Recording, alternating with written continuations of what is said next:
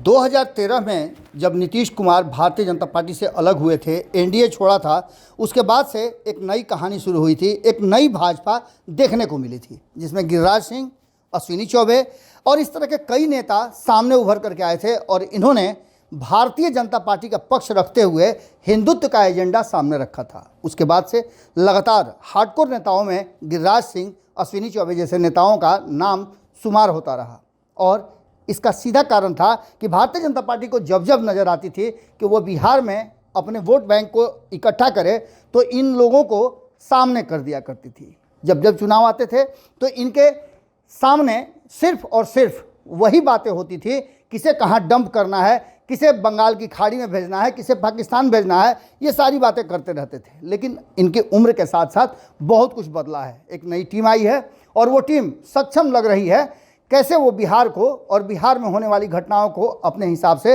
Portray कर सके। इन सारी बातों के बाद सब कुछ होने के साथ साथ भारतीय जनता पार्टी को अभी भी अपने इन नेताओं पर भरोसा है, चाहे वो बाबा के साथ घूमने की बात हो, बाबा के मामले में बोलने की बात हो, या फिर बिहार में नीतीश कुमार के अलग हो जाने के बाद उनकी चर्चा करना और उनके कामों को दर्शाने की बात हो, उनके नाकारेपन की बात हो। ये सारी बातें ये नेता करते हैं।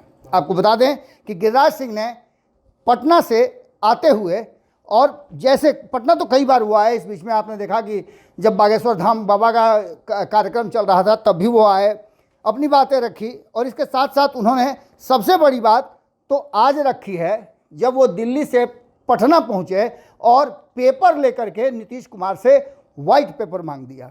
34 साल के शासनकाल में दोनों भाइयों ने जिस तरह से बिहार के लोगों के साथ व्यवहार किया है उसके लेकर के उन्होंने कहा कि एक वाइट पेपर जारी करें और बताएं कि उन्होंने अब तक क्या किया है।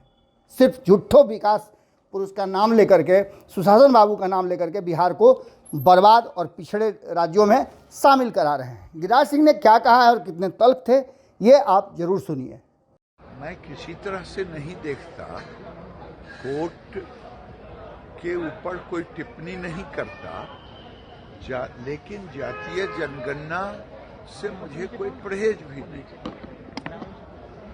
मैं कोर्ट के बातों पर कोई टिप्पणी नहीं करता, लेकिन जातीय जनगणना से परहेज नहीं, लेकिन इतना निवेदन जरूर करेंगे,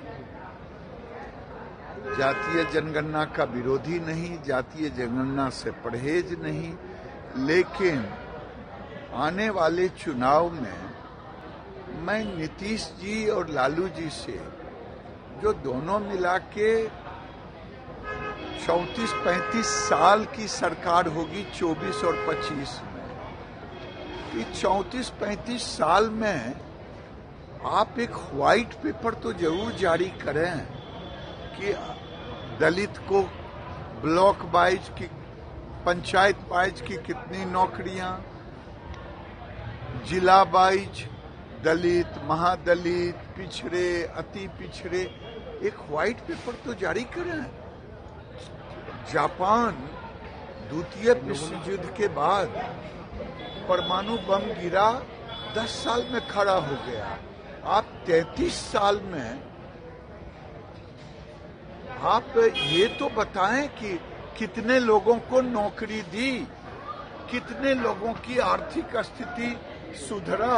33 साल अभी हुआ है, चुनाव में जाएंगे तो 34-35 साल होगा कि गरीबों को केवल उन्माद फैलाएंगे। बाबा बागेश्वर के बिहार दौरे को लेकर जेडीयू कह रही है कि आप लोगों ने सनातन का अपमान किया है, मांस मछली खाने वाले लोग बाबा के दरबार पे गए। सर, इस पर क्या कहिएगा? हमारे यहाँ रोक के बोल दीजिए। हमारे यहाँ तो सनातन एक ऐसा धर्म है, ये मुस्लिम धर्म नहीं है कि जो ना माने वो काफिर है। इस धर्म में तो जो एकादशी करे वो भी हिंदू। अगर ये वीडियो पसंद आई और वह बिहार के राजनीति और बिहारियत से सरोकार रखेनी तो सब्सक्राइब बटन दबा के चैनल के सब्सक्राइब कर ली। ओजे एगो घंटी बा, ओकरा बटन दबा देला से कुल सटीक और मारक खबर रुआ मुफ्त में मिल जाई। अगर रुआ पत्रकारिता के हमनी के नया प्रयोग में सहयोग कर चाहतानी तो ज्वाइन बटन दबा दी। पेटीएम नंबर नोट कर ली 9386 816-700। धन्यवाद।